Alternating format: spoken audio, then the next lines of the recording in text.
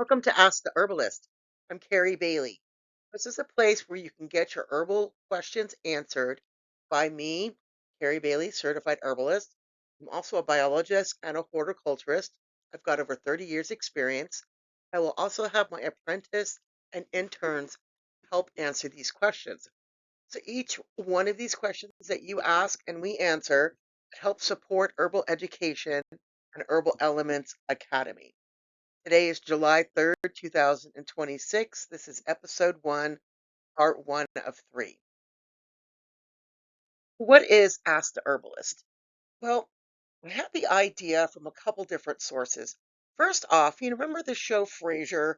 Frasier was a psychologist, and he'd have people on he had a radio show. People would call in and ask him questions.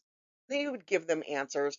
And then, of course, where it went beyond that simple question, and he would advise them elsewhere. Well, this is kind of that similar sort of concept.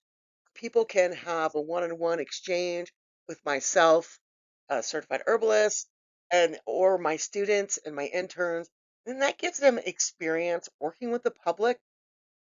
It's a great opportunity for them to do research and help with their herbal education. The other idea I had gotten this from was I had done a segment with the Tacoma News Tribune where I had a segment there with Ask the Herbalist, and I wanted to revise that. So combine that too, and I thought that would be a great fit for myself and my students. There's also going to be a written blog for those that like to just read. You can find that on my website, herbalelementsacademy.com, as well as on Substack at carriebailey.substack.com. Ask the Herbalist will also be recorded so that you can also view it or just listen to it as a podcast. I like to do my presentations like this on PowerPoint for several reasons. There's a lot of information I might be adding on there, images, graphics, other important information that you might want to actually see how herbs are spelled and other things like that, rather than just listening to it. And those that just want to listen, of course, you can just listen to it as a podcast as you would like. In the future, we might change formats and we might go with having guests on and having multiple people speaking, as well as maybe not just having it on PowerPoint. There might be actually viewed videos. So as this grows, I hope that you stick with us and um, support us, and we really appreciate that. Um, the other reason why I do it this way is because when I see myself talk, it's very distracting. And I've been an educator for several years, and I used to using PowerPoint presentations, just an easy vehicle for me to clearly play out my thoughts and instead of going down rabbit holes and getting distracted by watching myself talk. So there's another reason too, the good focus. So again, you can find us on YouTube as well as on Substack. How does Ask the Herbalist work? Well, first, think about your question. The next slide, I'm going to talk about what kind of questions you can actually ask. Email is really the preferred method for you to give us your question. Rather than on social media, we would like a more private experience, especially initially. It's inclusive. We might have to ask you additional questions than what your initial first question is. Oftentimes, it's not just one solution, and then additional information might be needed. You can email at askherbalistcarrie@gmail.com. Uh, Please provide your first name and initial and maybe where you're from and any other information that you don't mind us posting as far as your personal information. We always respect your privacy and we never want to share or embarrass you in any kind of a way. Again, this is meant for an educational experience and for those to really get the best out of it that want to participate. Second, we'll publish the blog and podcast once we have all the answers finalized. You will receive an email that has the links for that for viewing for the finished answer. Third, we ask you support the herbalist, ask the herbalist So please share this on your social media, as far as other people being able to ask questions, and please pay to subscribe when that is available. Right now it's free, so we just ask for your support as this grows and builds into something very special, I hope. What kind of questions can you ask? There are so many types of questions that you can ask. And of course, feel free to ask multiple questions. Oftentimes, one question can lead into many others too, especially if they're related. So the kind of questions you can ask can revolve about your apothecary, setting up your own herbal space, what kind of tools you might need, that an herbalist might need, or acquiring and storing herbs where you might get them, and other accessories that you might need to create your own herbal practice at home.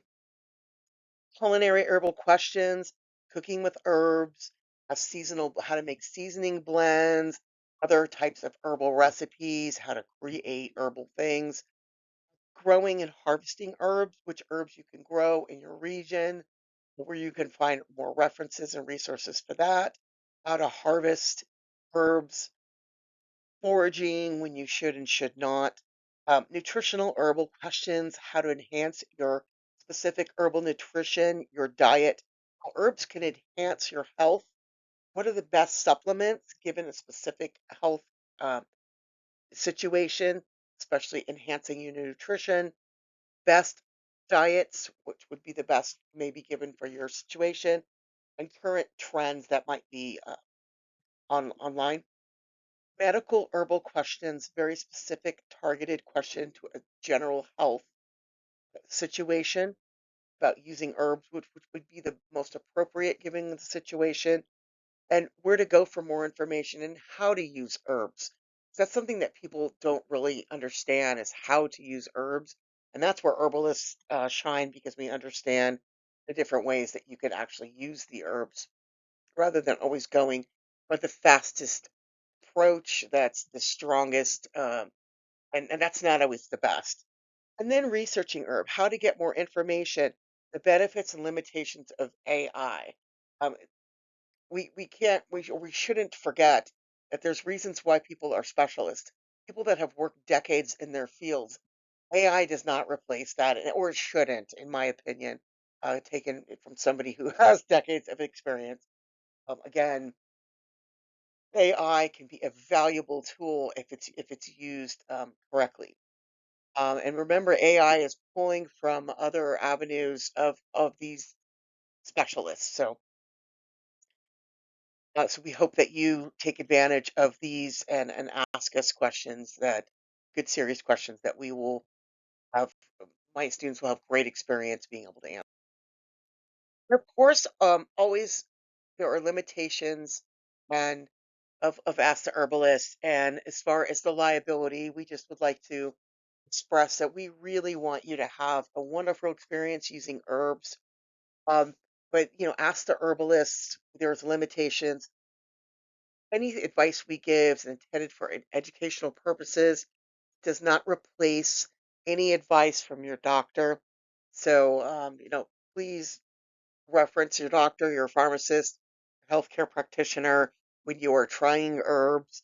And, um, you know, oftentimes we don't know if we are having a reaction or a sensitivity to an herb or some kind of a supplement or substance until we actually ingest them or use them topically or some other kind of form. So, unfortunately, that could be the case with herbs. That's why there's a lot of gray areas with that. So, always remember it your health, your hands, and always monitor your current health condition, be aware of it, and switch your formulas regularly. Herbs are intended for short term and long term use, and not all herbs are intended for everyone. Now, this is part one. It's a very short little part, little introduction, but I've got two other parts to this first launch of Ask the Herbalist. So please listen and read part two of an herbalist journey that is about my experience, so you can learn a little bit more about me and my background and uh, why I'm an herbalist and how I became an herbalist. And then the third part is, what is an herbalist? Oftentimes people do not know what an herbalist is. I get that question asked frequently. And then you can get a little broader idea about what an herbalist is and the kind of things that they do. Thank you for listening to my introduction of part one. Please follow on to part two and part three. We hope that you participate and ask the herbalist. So don't forget to ask that question. Ask the herbalist Carrie at gmail.com. Until next time.